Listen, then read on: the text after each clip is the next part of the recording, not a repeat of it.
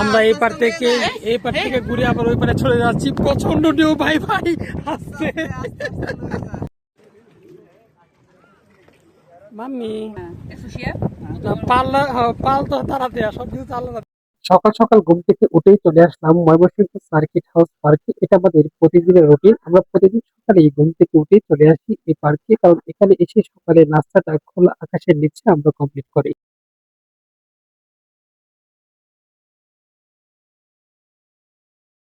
কারণ খোলা আকাশের নিচে বসে নাস্তা করার মজাটা কিন্তু অন্যরকম। যারা এভাবে খোলা আকাশের নিচে পার্কের একদম নিরিবিলি পরিবেশে, মানে নিরিবিলি পরিবেশ না, ঠান্ডা পরিবেশে গরমের মধ্যে একদম প্রাকৃতিক পরিবেশের মধ্যে বসে নাস্তা করার মজাটা আলাদা। এখানে তারা একদম খোলা আকাশের নিচে একদম সামনাসামনি খুব সুন্দরভাবে নাস্তাগুলো তৈরি করে থাকে।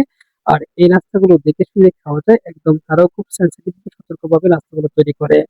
নাস্তা খাওয়ার পর আমরা চলে আসলাম নদীর পাড়ে। নদীর পাড়ে বসে অনেকটা সময় পার করলাম, সবাই মিলে আড্ডা দিলাম। কারণ এরকম সবুজ পরিবেশে বসে নদীর ধারে একদম নদীর কূলে বসে ঠান্ডা হাওয়া খাওয়ার শান্তি আলাদা। তাও আবার সকাল সকাল 7টা বাজে ঘুম থেকে উঠে আমরা প্রতিদিন চলে আসি এই অনুভূতি অনুভব করার কোনগুলা জন্য। চিল, এগুলা চিল আর ছিল না যারা এগুলা। যারা ময়মনসিংহ শহরে আছেন তারা এলে বেশিরভাগই চিলগুলা শাখা এই কি করছে, প্রাকৃতিক পরিবেশে চলে আসেন। মাছগুলা সব এখানে ছোট আসলে মাছগুলা আপনারা বাঁচতে পারার অনেক জন্য। কিছু দেখতে পারবেন। দেখতে পাচ্ছেন ছোট ছোট চিল পাখিগুলো কত সুন্দর করে এই পানিতে ভেসে যাওয়া মাছগুলোকে ধরছে আর খাচ্ছে। এই দৃশ্যটাও আপনি সকাল সকাল আসলে দেখতে পারবেন। ছোট ছোট মাছ যখন নদীর কিনারে ভেসে বেড়াচ্ছে তখন চিলের পালে সেই মাছগুলোকে ধরছে। এই দৃশ্যটা সত্যি আপনার মন কেড়ে নেবে। আপনি এটা যদি দেখতে চান তাহলে অবশ্যই চলে আসতে হবে ময়মনসিংহ সার্কিট হাউস পার্কে, যেখানে আসলে আপনি এই সুন্দর পরিবেশ, সুন্দর প্রকৃতির মধ্যে আপনি হারিয়ে যাবেন এবং সবকিছুই দেখতে পারবেন। এক কথায় অসাধারণ একটি পরিবেশ, অসাধারণ একটি মুহূর্ত আপনি এখানে কাটাতে পারবেন। যদি আপনার মন খারাপ থাকে তাহলে চলে আসুন এই নদীর পাড়ে। আপনার মন শান্ত হয়ে যাবে, আপনার মন ভালো হয়ে যাবে। পাল তোলা এই নৌকাগুলো দেখলেই আপনার মনে হবে যে একবার নৌকাগুলিতে উঠে বসি, নৌকাগুলিতে মাম্মি উঠে বসে আমি একটু নদীতে ঘুরে বেড়াই। সেই পরিকল্পনা থেকে আমরা উঠে পড়লাম নৌকাতে। না, যেহেতু দুই নদীটা পাশে পাশে পুরোপুরি বসো। ভরা, তাই নৌকাতে ওঠার আগে আমাদের মনে খোলা থাকে বলো। অনেকখানি ভয় ছিল, কারণ আমরা 4 জন ছিলাম। কারণ 4 জন মানুষ খুবই কম। যত বাচ্চা থাকে নৌকা তত বেশি খেলাধুলা করে, মানে মাছ নদীতে যাওয়ার পর নৌকাটা একটু খেলাধুলা বেশি করে, তাই ভয়টা একটু ব্রহ্মপুত্র বেশি নদে লাগে। আমরা আমরা নৌকাতে 4 জনের চড়লাম। মধ্যে আমাদের মামুনি ছিল, আর যে 4 জন নৌকাতে উঠেছিলাম আমাদের তাই ব্যাচগুলো আমরা বাড়ি প্রত্যেকেই করবো, আমরা আমরা নিয়ে নিব। একটু পানিটাকে ঠিক আছে, বেশি হ্যাঁ ভয় পাই। সমস্যা নেই, চিন্তা করার কিন্তু নেই। এখানে আমি সবাইকে সাহায্য করার চেষ্টা করছিলাম, কারণ আমি যদি ভয় পাই মাম্মি, তাহলে বাকি সবাই তুমি ভয় পাবে। নৌকায় উঠেছো? সেই ভেবে নৌকা ভালো সবাইকে একটু লাগে? সাহায্য করার চেষ্টা করছিলাম। নদীর মাঝখানে এসে আমরা প্রায় অনেক বেশি ভয় পেয়েছিলাম, কারণ নৌকাটা এদিক ওদিক হেলে পড়ছিল আর ভাই আস্তে খুবই আস্তে ভয় পার করেন, লাগছিল। তাড়াহুড়া দরকার নাই। অনেক বড় একটা পাল নদী, তুলে আমরা এনে তো একটু 4 জন সুবিধা আমরা। বারবার বলছিলাম মাঝি ভাই তুমি সাবধান, হাল ছাড়বেন না, আপনার হাল ছেড়ে দিলে আমরা কিন্তু বিপদে আছি। মাঝি ভাই বলছিল চিন্তার কোনো আরে কারণ না নাই, না, আপনারা টেনশন করবেন না, আরে এগুলো নিশ্চিন্তে একটু খোল। বসে থাকুন।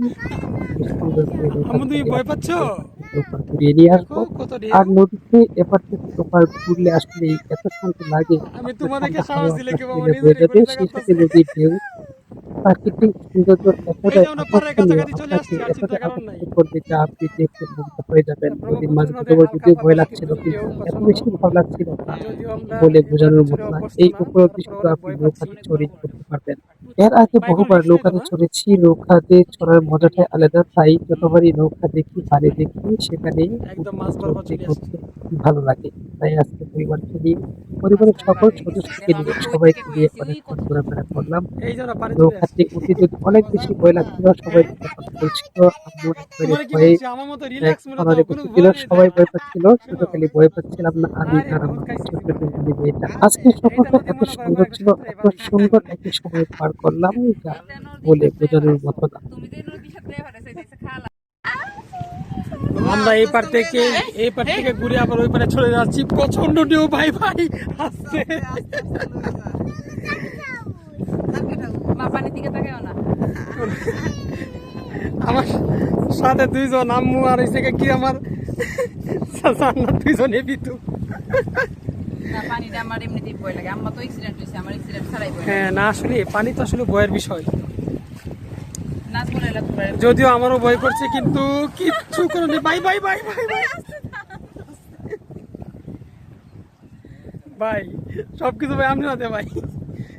দেখো মা কত বড় বড় ঢেউ। হ্যাঁ, দেখছো শিয়া? না পাল্লা হ্যাঁ, পাল তো তারা দেয়া সবকিছু তো আল্লাহ রাতে অবশ্যই আল্লাহ নাজমুলে মাফ করো। হাওড়ে যেতে চাইছি টোরে আর হাওড়ে হাওড়ে হাওড়ে এত ঢেউ নাই তো। টাঙ্গুয়ার হাওড়ে অনেক পানি না উত্তরপুর হাওড়ে দেখছো না কত পানি এর চেয়ে হ্যাঁ আমি গেছি না তাও প্রচুর পানি আমার ভয় লাগে পানি দিও নাই ওই কি কয় হে ওমা কি লজ্জা পেয়ে যাচ্ছে ওই যে আঁকি আমরা এই যে পাড়ের কাছাকাছি চলে এসেছি। এই যে এটা আঁকি দিল সকালে এই বাজারটিতে আসলে আপনি অনেক কিছু পেয়ে যাবেন।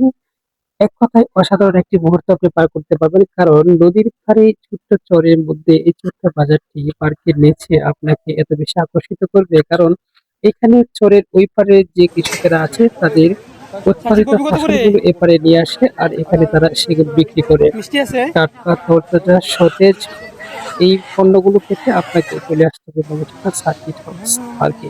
নদীর পাড়ে সকালে এই বাজারটা এত সুন্দর, এত মনোমুগ্ধকর যা আপনি দেখে অস্থির হয়ে যাবেন। কারণ আপনি যে ফ্রেশ টাটকা জিনিস পেতে চান তাহলে আপনাকে এই বাজারে আসতে হবে, আর অবশ্যই সকালে আসতে হবে এই সুন্দর অনুভূতি আপনি উপলব্ধি করার জন্য। নিত্য প্রয়োজনীয় সকল পণ্যই আপনি এখানে পেয়ে যাবেন আপনার চাহিদা মতো। তো প্রিয় বন্ধুরা, আজকের এই ব্লগটি যদি ভালো লাগে আপনাদের কাছে তাহলে অবশ্যই আমাদের চ্যানেলটিকে সাবস্ক্রাইব করে আর এই ভিডিও থেকে লাইক দিয়ে আমাদের পাশে থাকবেন। এই ধরনের প্রাকৃতিক ভিডিওগুলো পেতে, সৌন্দর্য পেতে আমাদের সাথে থাকুন।